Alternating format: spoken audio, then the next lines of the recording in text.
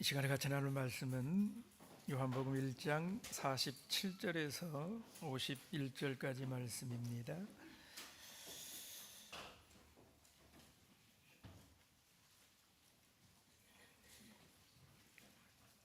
47절에서 51절 말씀을 우리 다 같이 읽도록 하겠습니다.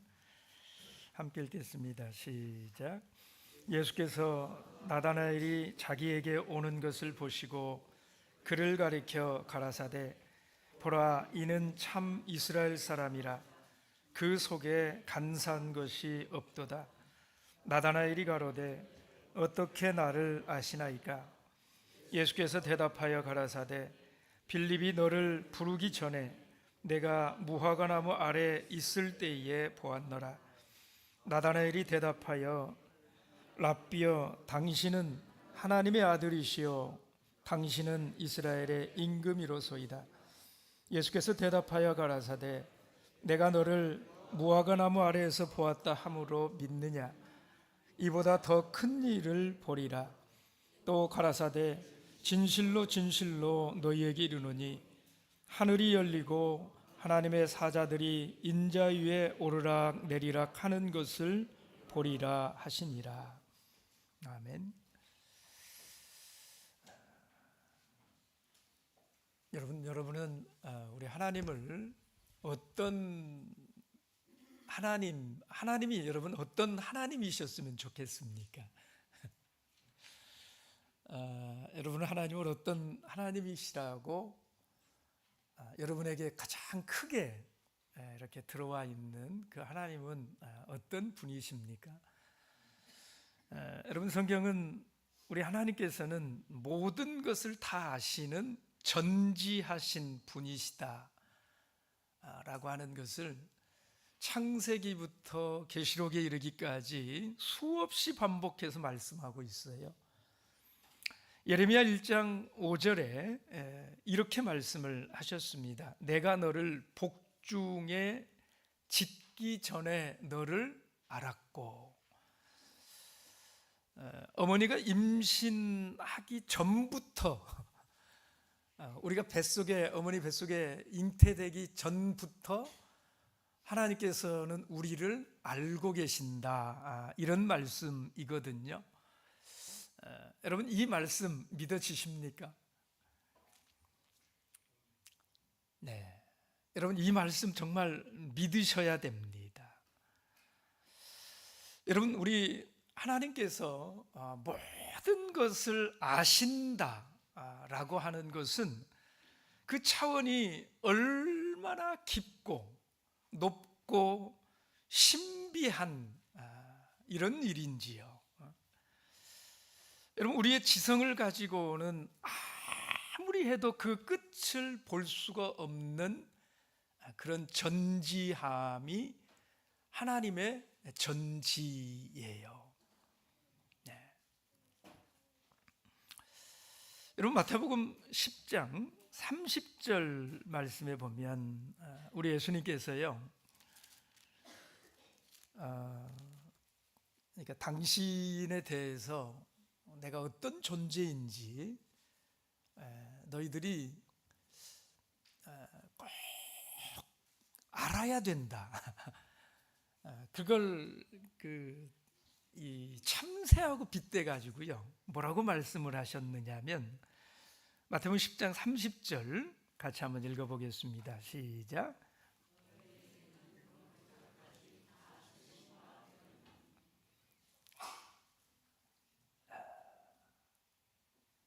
너희에게는 머리털까지 다 세신 바 되었다. 왜 예수님이 이런 말씀을 하시는 걸까? 여러분, 잘 생각을 해보셔야 돼요. 여러분, 여러분의 머리털이 몇 개나 되는 줄 아세요?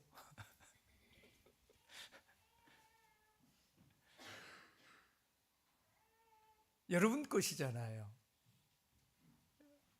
여러분 머리털이 몇 개 있습니까? 그러면 그것까지는 모른다고 쳐도요, 여러분 건강한 성인이 하루에 머리털이 몇 개 빠지는 줄 아십니까? 그러면 여러분, 우리 예수님이 여기 이렇게 말씀하고 있다 이 말이에요. 너희에게는 머리털까지 다 세신 바가 되었다. 우리 머리카락이 10만 개래요. 10만 개. 하루에 건강한 성인이 하루에 평균 50가닥씩 빠진대요. 네. 여러분, 머리털은 너무나 숫자가 많은 거잖아요. 10만 개를 누가 다 세가지고 이거를 내 머리카락은 오늘 10만 개였는데 5개 빠져가지고 이게 너무 많은 숫자이기 때문에 이 보통 사람들에게 있어서 뭐 하루 평균 50개 정도의 머리카락이 빠지지만 대부분의 사람들은 이거에 대해서 큰 관심조차도 두지 않는다. 그런데 우리 하나님은 다 세신 바 되었다라는 거예요. 아무도 관심을 두지 않는 그런 일까지도 세밀하게 알고 계신대요.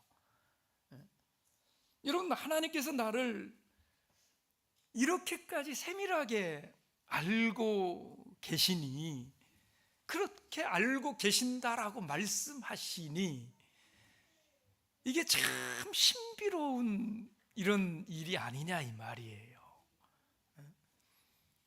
저는 하나님이 저를 잘 아신다고 믿습니다. 여러분도 꼭 그 믿음 가지시길 바랍니다. 우리 하나님은 전지하신 하나님이세요. 모든 걸 다 알고 계시는 하나님이세요. 오늘 친구 빌립의 전도를 받고요, 나다나엘이 예수님을 찾아왔습니다. 예수님은 나다나엘을 보시면서 이렇게 말씀을 했어요. 보라, 이는 참 이스라엘 사람이라. 그 속에 간사함이 없도다. 여러분, 여기 보라라고 하는 이 단어는 일종의 감탄을 표현하는 이런 말이거든요. 그래서 예수님이 나다나엘을 보시면서 이렇게 말하는 거예요. 이야, 이런 사람이 다 있네. 와, 요즘 세상에도 이런 사람이 있네. 이런 그 감탄의 표현이 보라. 지금 이 말씀이거든요. 여러분, 주님께서 왜 이렇게 감탄하셨을까요? 나다나엘을 보시면서 왜 이렇게 감탄하실까요? 나다나엘의 깊은 내면을 뭐 하시기 때문에요? 꿰뚫어 보시기 때문에, 다 알고 계시기 때문에 이런 말을 하는 거예요. 그래서 나다나엘을 보자마자 이렇게 말씀하셔요. 그런데 여러분, 그 말을 듣는 나다나엘은 어땠을 것 같습니까? 예수님이 그렇게 말씀하실 때에 나다나엘의 그 마음은 어땠을 것 같아요? 네? 여러분, 이 간사함이라고 하는 것이 무엇입니까? 이 간사함이라는 단어의 이미지를 표현하는 이런 이미지들이 있어요. 믿기, 올무, 속임, 사기, 교활함, 또 거짓됨, 간교함, 이런 게 뭉뚱그려져 있는 단어가 간사함이라는 단어이거든요. 여러분, 이 간사함은 사람의 마음에서 나와서 사람을 더럽게 하는, 예수님이 말씀하셨던 그 마음 속에 있는 그 요소들 가운데 하나인 것이고요. 사단의 속성 가운데 또 하나가 이 간사함인 것입니다. 성경에서는요, 로마서 1장 29절 말씀에 그리고 32절 말씀에 보시면 사형에 해당한다 이렇게 경고하신 죄의 목록 가운데 포함된 게 간사함이라는 거예요.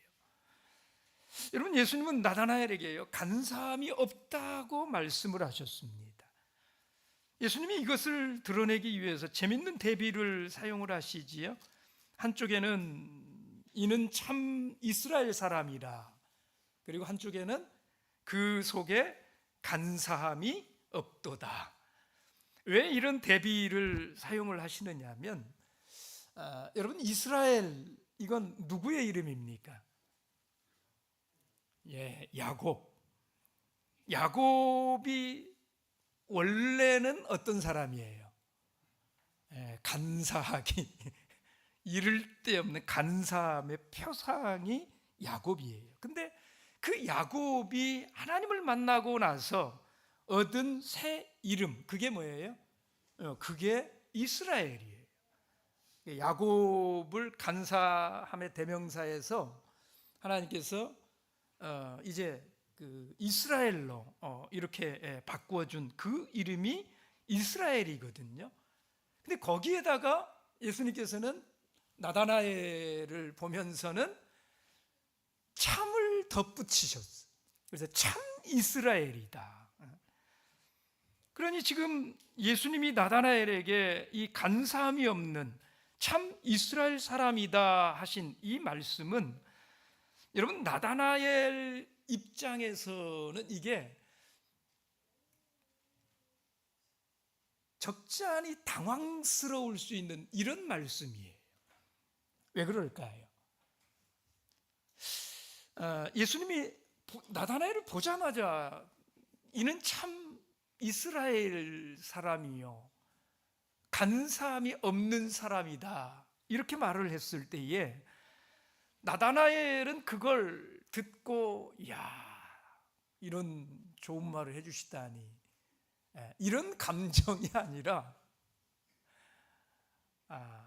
굉장히 당황스러운 이런 말일 수 있다라는 거예요. 왜 그렇습니까? 간사함이라고 하는 것은 그냥 이렇게 딱 봐서 알 수 있는 이런 단어가 아니에요. 이건 내면적인 속성이다 이 말이에요.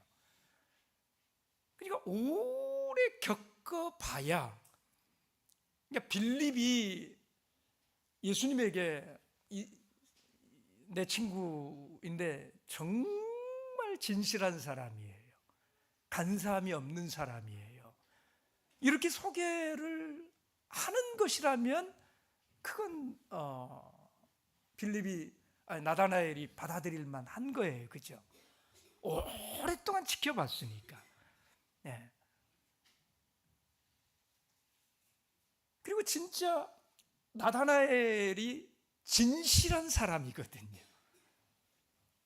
그래서 예수님의 이런 말씀을 자기를 향한 그 내면에 있는 걸 이렇게 드러내서 처음 보는 자기에게 그런 말을 하는 이 예수님이 나다나엘이 진실하지 않은 사람 같으면 그러지 않을 수 있지만, 예수님 말씀처럼 그는 정말 참 이스라엘이요 진실한 사람이거든요. 그런 나다나엘이기 때문에 보자마자 이 간사함이 없다 이런 말을 하시는 이 예수님이요, 나다나엘 입장에서는 굉장히 당황스러운, 어라? 이게 뭐지? 그래서 보십시오. 48절 말씀에 보시면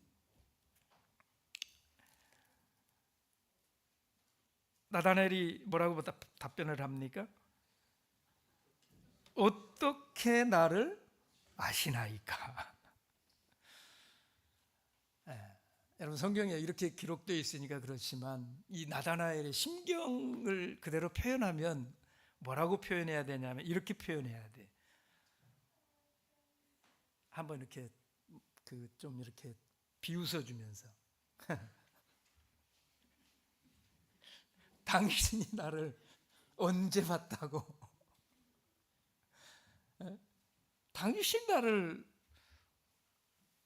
어떻게 알고 그런 말을 하시는 거예요? 그러니까 이 나다나엘 입장에서는 굉장히 빈정상할 수 있는 그런 말이다 이 말이에요. 그런데 예수님의 대답은요, 나다나엘을 더 놀라게 합니다. 48절 뭐라고 하십니까? 빌립이 너를 부르기 전에 네가 무화과 나무 아래 있을 때에 보았다.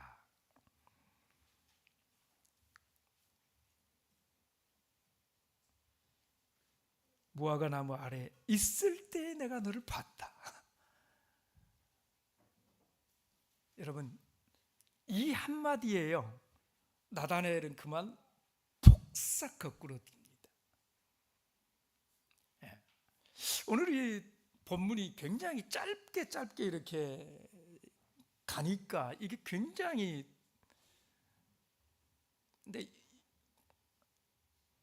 굉장히 함축되어 있는 이런 본문이에요. 굉장히 어려운 본문이에요.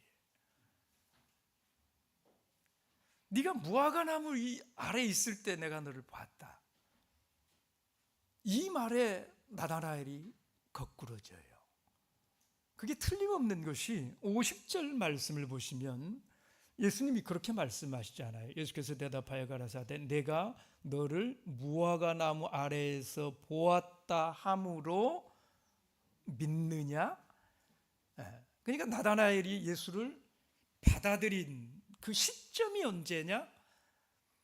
너는 참 이스라엘이요, 이때까지만 해도 빈정상에서 마음으로부터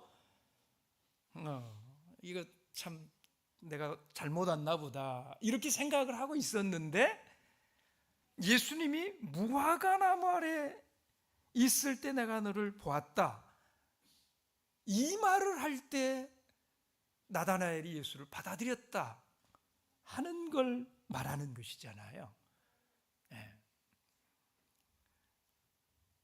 그래서 49절 말씀을 보시면 나다나엘이 뭐라고 고백합니까? 랍비여 당신은 하나님의 아들이시요 당신은 이스라엘의 임금이로소이다.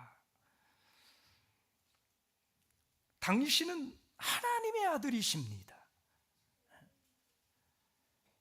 여러분, 무화과 나무 아래 있을 때에 보았다, 이 말이 도대체 뭐길래 나다나엘이 이처럼 엄청난 고백을 하는 것일까요? 여러분, 나다나엘이 고백한 이 49절의 이 고백은 누구의 고백이었습니까? 여러분, 어디서 많이 들어본 말씀이지요. 주는 그렇습니다. 베드로가 했던 그 고백이잖아요. 그런데 여러분, 베드로의 고백은 이미 예수님을 많이 경험을 한 그런 끝에 나온 고백이에요. 어쩌면 그 베드로의 고백은 사실 그렇게 놀라운 고백은 아닐 수 있어요. 그럼에도 불구하고 예수님이 극찬을 했잖아요. 그 베드로의 그 고백에 대해서, 그죠? 그런데 이 나다나엘은 다르잖아요. 베드로는 이미 오랫동안 예수님을 경험하고 그 고백을 한 건데, 나다나엘은요, 오늘 처음 예수를 만난 거 아닙니까? 그죠? 오늘 처음으로 예수에 관해서 들었을 뿐인 거예요. 그것도 정확한 정보가 아니라 그저 그냥 막 흥분해가지고 어떻게든지 막 예수님께 데리고 가려고 하는 그 빌립을 통해서, 사실은 예수님이 궁금해서가 아니라 빌립이 도대체 왜 이러는지 그게 궁금해서 오늘 예수님 앞에 이렇게 나오게 되는 것이잖아요. 그런데 나와서 얼마나 지났겠어요, 지금 예수님 만난 지. 그런데 그런 나다나엘의 입에서 예수님께서 그런 베드로를 극찬하셨던 그런 고백이 어떻게 이런 놀라운 고백이 그 순간에 나다나엘에게서 나올 수 있었느냐라는 것입니다. 여러분, 이것은 나다나엘이 영적으로 얼마나 민감한 사람이었는가라고 하는 것을 우리에게 보여주는 거예요. 여러분, 물이 오른 사람, 이게 제가 나다나엘에게 붙여주고 싶은 별명이거든요. 물이 오를 대로 올라 있는 사람.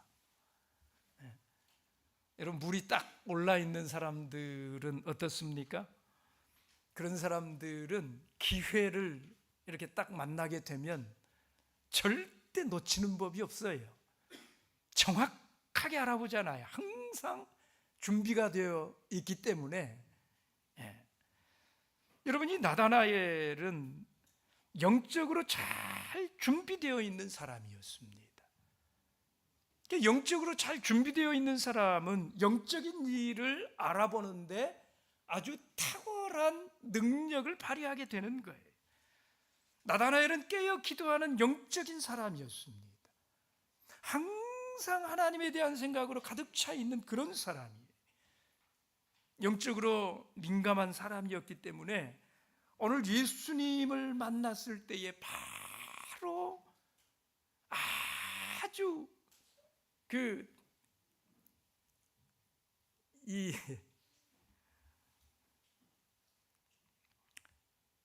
여러분, 예수님은 나다나엘이 무화과 나무 아래 있을 때 보았다,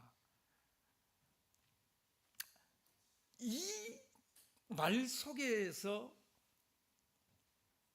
딱 알아챈 거예요.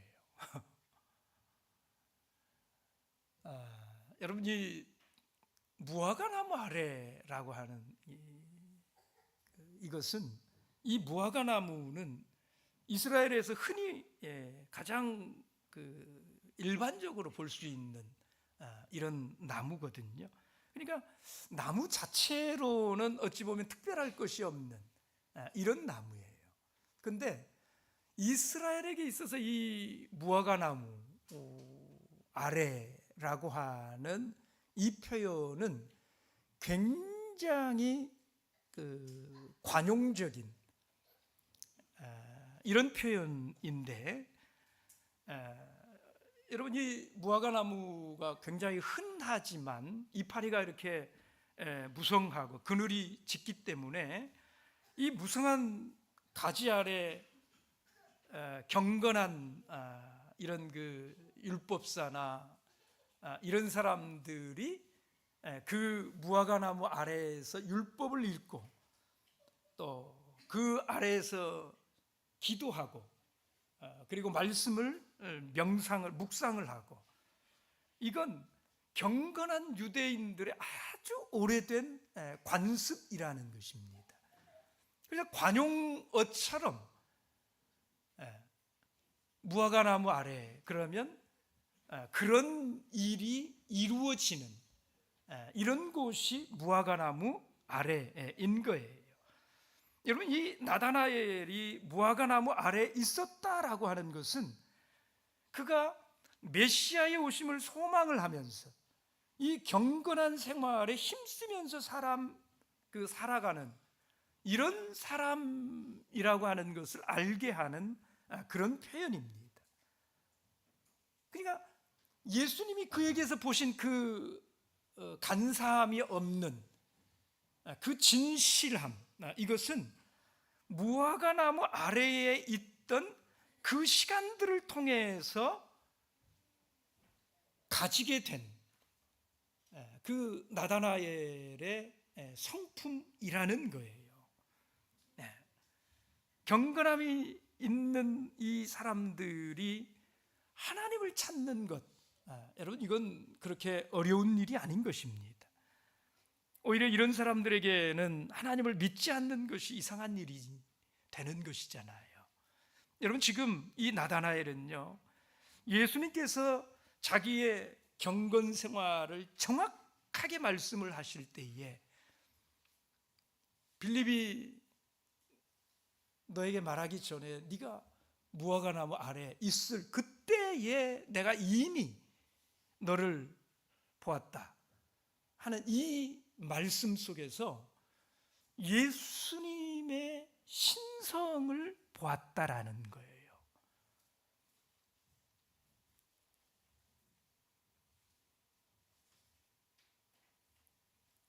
여러분, 이게 지금 여러분이 이 느낌이 오시는지 모르겠어요. 영적으로 이 나다나엘이 굉장히 민감한 사람이기 때문에 자기가 실제 무화과나무 아래에서 그렇게 말씀을 묵상하고 기도 생활을 하고 이런 사람이었기 때문에 자기의 그런 상태에 대해서 정확하게 말씀하시는 그 예수님에게서 그 순간에 이 나다나엘은 저분이 아무도 범접할 수 없는 하나님의 어떤 이 신성을 가지고 계시는구나, 이런 걸 보았다 이 말이에요. 저분이 나에게 하신 그 말씀이 너는 참 이스라엘이요 간사함이 없는 사람이다 라고 말씀하신 그 말이 입에 발린 그런 말씀인 줄 알았는데, 처음에는 그 입에 발린 말이 아니라 정확하게 나를 꿰뚫어 보셨기 때문에 하신 말씀이었구나라고 하는 걸 알게 된 거예요. 무화과나무 아래 있을 때 내가 너를 봤다라고 하는 그 말씀을 통해서 하나님의 전지하심을 보게 된 거예요. 다 아시는구나, 알고 계신다.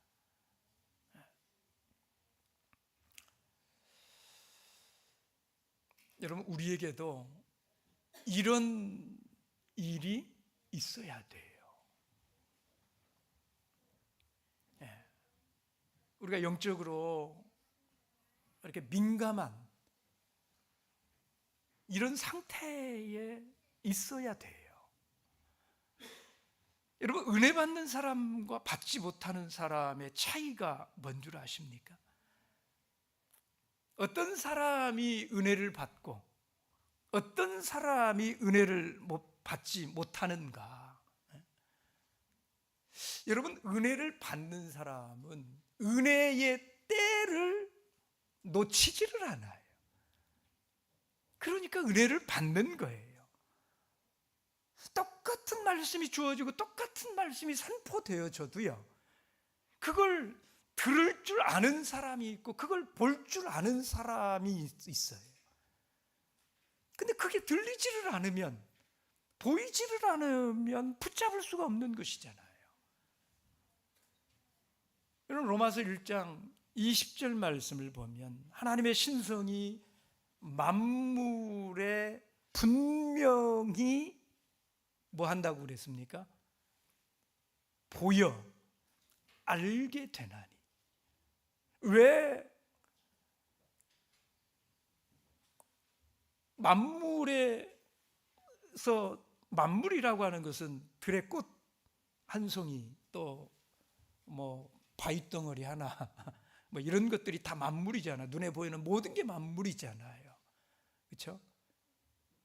왜 여러분 꽃을 보면서 신성을 볼 수 있어요? 왜 꽃을 보면서 왜 하나님이 보입니까? 왜요? 하나님이 만물 가운데 보이지 않는 그 하나님의 신성을 넣어 두셨기 때문이다라고 로마서 1장 20절에 말씀하잖아요. 하나님의 신성이 만물에 하나님이 다 이렇게 넣어 두셨기 때문에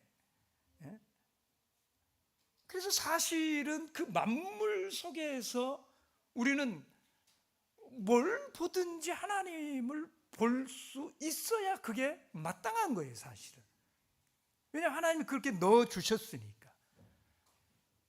근데 그걸 보는 사람이 있고 보지 못하는 사람이 있을 뿐인 거예요. 여러분, 누가복음 10장 말씀을 보세요.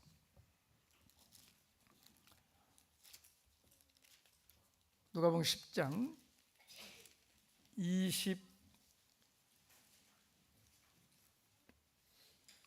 23절을 보십시오. 함께 읽겠습니다. 시작. 제자들을 돌아보시며 종영이 이르시되 너희의 보는 것을 보는 눈은 복이 있도다. 볼 줄 아는 눈을 가진 자가 복이 되다. 복이 있다. 여러분, 하나님의 전지하심을 인식하게 되면 두려움이 생깁니다. 하나님의 전지하심을 우리가 인식하고 살게 되면 두려움이 생겨요. 불꽃 같은 눈동자로 우리 마음에 있는 모든 생각과 감정과 심지어는 무의식 속에 감추어져 있는 어떤 잠재의식의 토막까지 전부 알고 계시는 그런 전지전능하신 그 하나님을 생각할 때마다 여러분, 그 안에 두려움이 생기지 않겠어요? 경외심이 생겨나지 않을 이런 사람이 어디가 있겠어요? 그걸 믿으면, 그걸 알면. 근데 그 두려움은요, 거룩한 두려움인 것입니다. 여러분, 현대인들의 특징 중에 하나는 하나님에 대한 두려움이 없다라는 거예요. 하나님에 대한 무서움이 없습니다. 그 속에 이 두려움이 없기 때문에 사람들을 속이고 하나님조차도 속이려고 드는 것입니다. 하나님은 우리의 생각뿐만이 아니라 무의식까지도 통찰하시는 분이세요. 바울 사도는 그래서 우리에게 이렇게 권면을 했어요. 고린도후서 7장 1절 말씀을 보십시오. 고린도후서 7장 1절. 함께 읽겠습니다. 시작.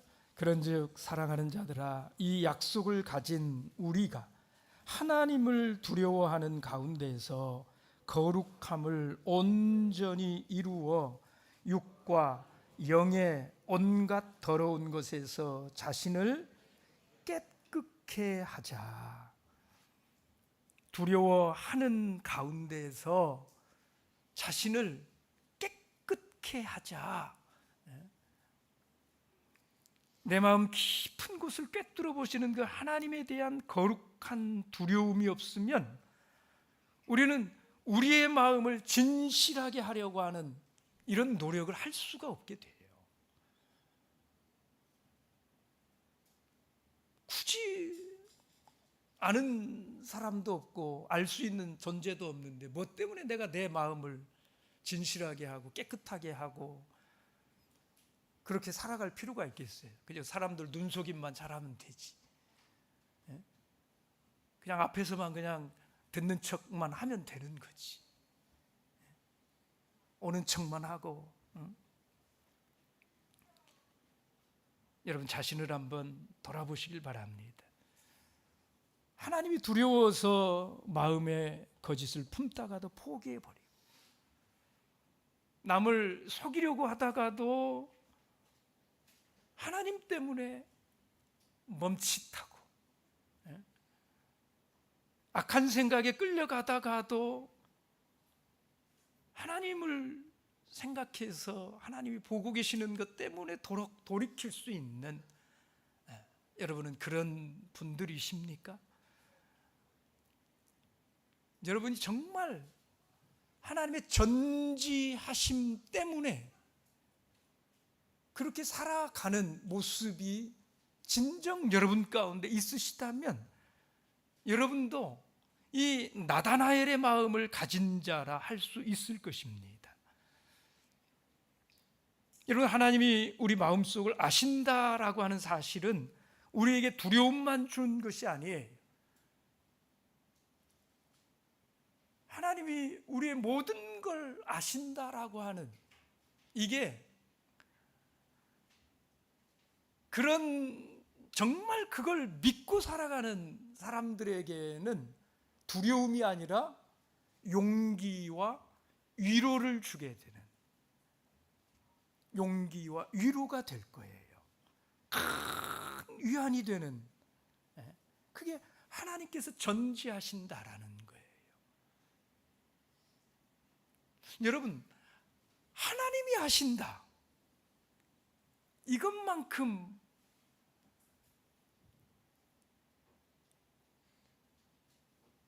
이 하나님이 아신다, 이게 위로가 되도록 여러분 그렇게 사셔야 돼요. 하나님이 아신다라고 하는 이게 나한테 전혀 도움이 되지를 않는다, 이건 하나님의 전지하심을 내가 믿지 못한다, 이것과 다를 바가 없는 거예요. 하나님 아시긴 뭘 아셔, 이러니까 그러는 거예요. 그렇지 않습니까? 오늘 나다나엘은 예수님이 자기를 알아주신다라고 하는 사실에 얼마나 큰 위로를 받았겠습니까? 여러분, 시편 32편 2절에 이런 말씀이 있어요. 마음에 간사가 없고 여호와께 정죄를 당치 않는 자는 복이 있도다. 왜 마음에 간사가 없는 사람이 복이 있나요? 하나님께서 알아주시기 때문에, 하나님이 알고 계시기 때문에. 여러분, 사람이 자기 힘으로 세상을 살려고 하다 보면 한계에 부딪힐 때가 많아요. 한계에 부딪히게 되면 사람은 간사해지고 싶은 그런 유혹을 계속 느끼는 것입니다. 그래서 이 간사라고 하는 것은 싸울 용기가 없는 비겁한 사람들이 사용하는 수단이에요. 정직은 용기 있는 사람들이 가질 수 있는 덕목입니다. 근데 그런 용기는 누가 낼 수 있느냐? 하나님이 우리를 아신다라고 하는 믿음을 가진 사람들이 낼 수 있는 거예요. 하나님이 아시니까, 하나님은 알고 계시니까. 여러분, 우리에게 이 용기가 필요합니다. 주님께서 이런 진실한 자를 알아보십니다. 나다나엘을 보시고 보라, 이는 참 이스라엘 사람이라고 말씀하신 것처럼 하나님께서 우리를 알아주신다면 여러분, 무서울 것이 무엇이 있겠습니까? 오늘 나다나엘은 자신의 속을 정확하게 꿰뚫으시는 그 주님 앞에요, 당신은 하나님의 아들이시요 이스라엘의 임금이십니다 라고 고백을 했습니다. 여러분, 이 고백 앞에 우리 주님은요 더 놀라운 말씀을 주세요. 50절 같이 읽어보시겠습니다. 50절, 요한복음 1장 50절 함께 읽습니다. 시작.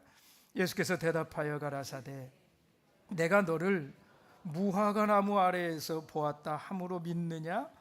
이보다 더 큰 일을 보리라. 이보다 더 큰 일을 보리라. 여러분, 이보다 더 큰 일을 보리라 그랬는데, 이보다 더 큰 일이 무엇일 것 같습니까?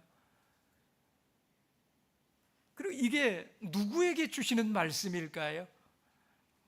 여러분, 본문의 흐름을 통해서는 나다나엘에게 주신 말씀인 것처럼 보이지만 이건 제자들에게 주시는 말씀이고요, 오늘 저와 여러분들에게 주시는 말씀인 것을 아셔야 됩니다. 여러분, 예수님과 관련해서 하늘이 열린 사건이 실제로 몇 번 있었어요. 하늘이 열리고 뭐 천사가 이렇게 오르락 내리락 하는 이런 것들을 보게 될 것이다라고 그랬잖아요. 실제로 하늘이 열린 사건들이 몇 번 있었거든요. 언제 있었는지 여러분 혹시 기억하세요? 가장 먼저는 마태복음 3장에 우리 예수님이 세례요한에게 세례 받으시고, 그죠? 그리고 직접 하늘이 열린 것으로 묘사되고 있지는 않지만은요, 마태복음 17장 1절에서 3절 말씀을 보시면 그 변화산에서 그때도 역시 하늘이 그들 위에 이렇게 열려 있었지 않습니까? 그런데 여러분, 이 두 경우에 보시면 변화산에서는 그 하늘이 열리는 그 자리에 누구만 있었습니까? 모든 제자들이 거기 있었던 거 아니었잖아요. 나다나엘, 빌립 거기에 있었습니까? 그 자리에 없었잖아요. 베드로와 요한과 이 세 사람만 예수님이 친히 데리고 올라가서 그들에게만 보여줬고, 그들 입단속을 예수님이 철저히 하셨잖아요.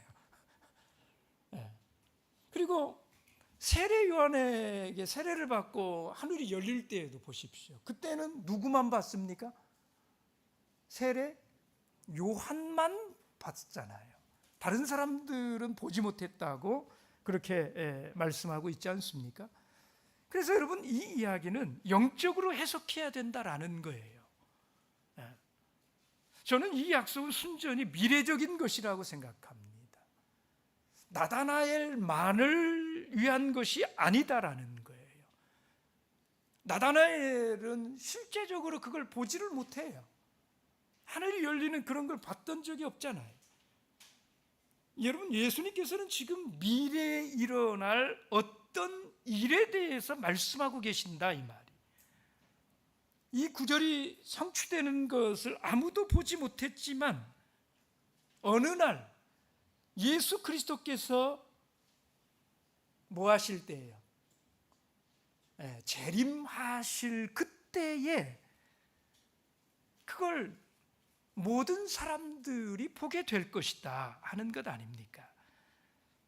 여러분, 그날에는 하늘은 문자 그대로 열려지게 될 거예요.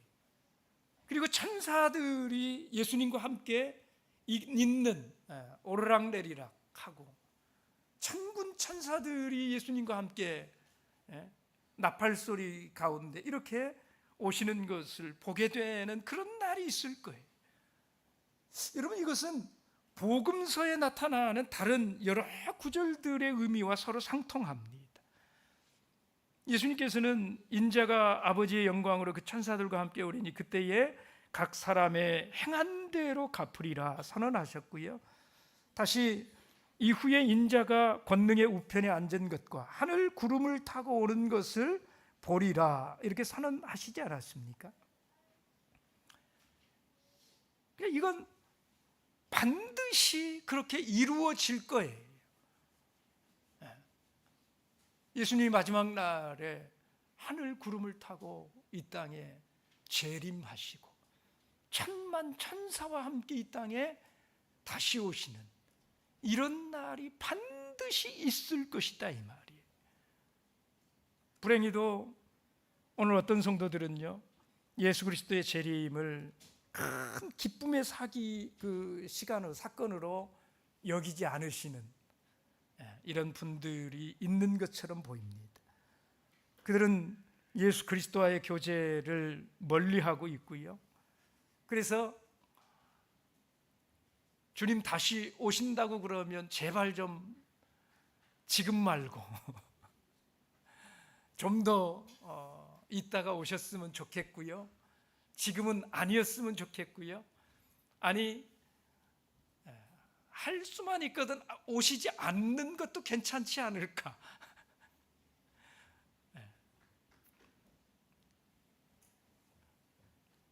예수님이 다시 오시는 것에 대해서 별반 관심이 없거든요.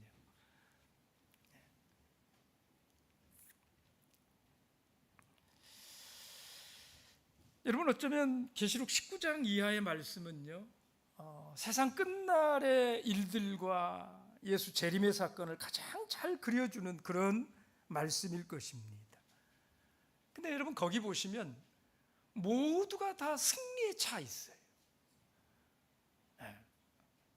하늘은 요란하고 하늘에 있는 큰 무리들이 막 할렐루야를 외치고, 그 그림은 결코 실패의 그런 그림이 아닙니다.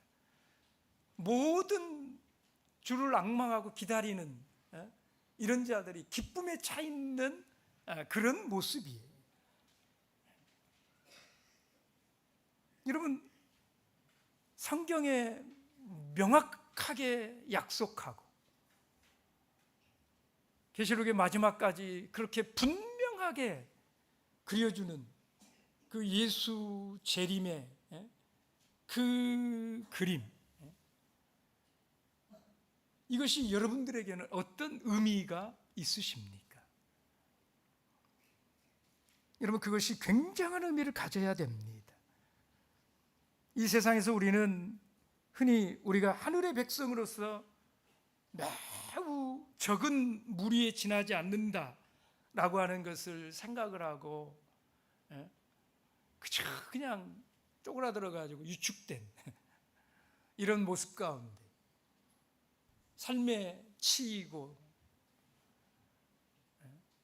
삶이 워낙 고달픈 이런 인생 살다 보니까 주님이 이런 어마어마한 약속을 해주시고 누누이 말씀해 주시고 확실하게 그림으로 이렇게 그 생각 가운데 항상 떠올리고 살 수 있도록 이렇게 그림으로까지 그려가지고 잊지 말고 살라고, 항상 붙들고 살라고 그렇게까지 해주셨는데도 불구하고 그런 것들은 다 잊어버리고 이 신앙생활 하는 것을 마치 그냥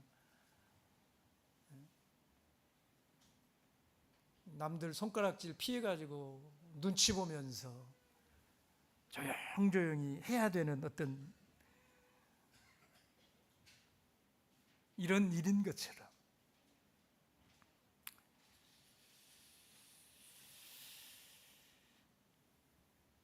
그러나 여러분, 우리가 정말로 이 놀라운 일, 이 큰 일을 우리는 반드시 보게 될 것이다 라고 하는 이걸 우리가 믿는다면, 여러분, 우리의 생각이 정말 크게 달라질 것이다 하는 거예요. 우리가 세상을 살아가는 이런 모습이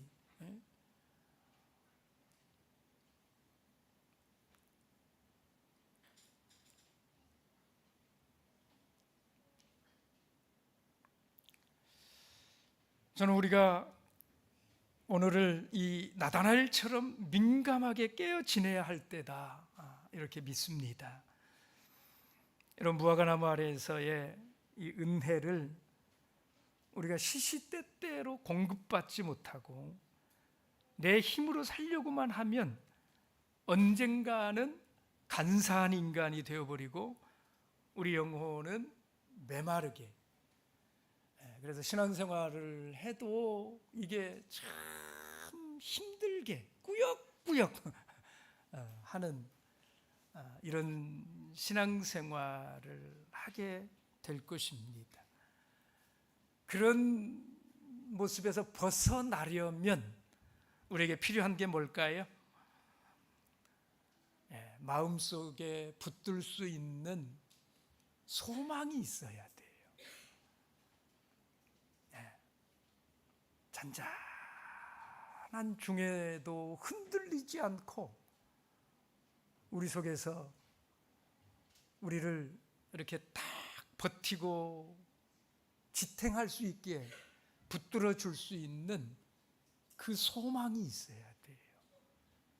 예수 재림에 대한 소망. 우리 하나님께서 반드시 다시 오신다라고 하는 그 소망, 그 소망이 있으면 우리가 어떤 삶을 살아간다 하더라도 이 교회를 향해서 올 때에 그 소망이 내 속에서 그 지치고 피곤한 몸을 이끌고 교회를 올 때에도 그 소망이 나로 하여금 그 발에 힘이 들어가게 하고 발걸음을 빨라지게 하고 어떤 풍파 속에서도 흔들리지 않고 하나님 앞에 한 걸음 한 걸음 뚜벅뚜벅 제자리 지키고 그렇게 나아갈 수 있는 그런 삶의 진지함을 우리에게 허락해 주는 것이지요. 여러분, 그러려면 우리에게도 나다나엘처럼 무화과 나무 아래 거하는 그런 시간들이 있어야 돼요. 무화과 나무 아래에 나아가야 됩니다. 날마다 나아가야 돼요. 그래서 그 소망을 날마다 새롭게 하고 전지하신 그 하나님 앞에 깨어서, 그러면 여러분 순간순간 하나님의 행하심이 보여요. 하나님의 일하심이 보여요. 하나님의 함께하심이 보여요.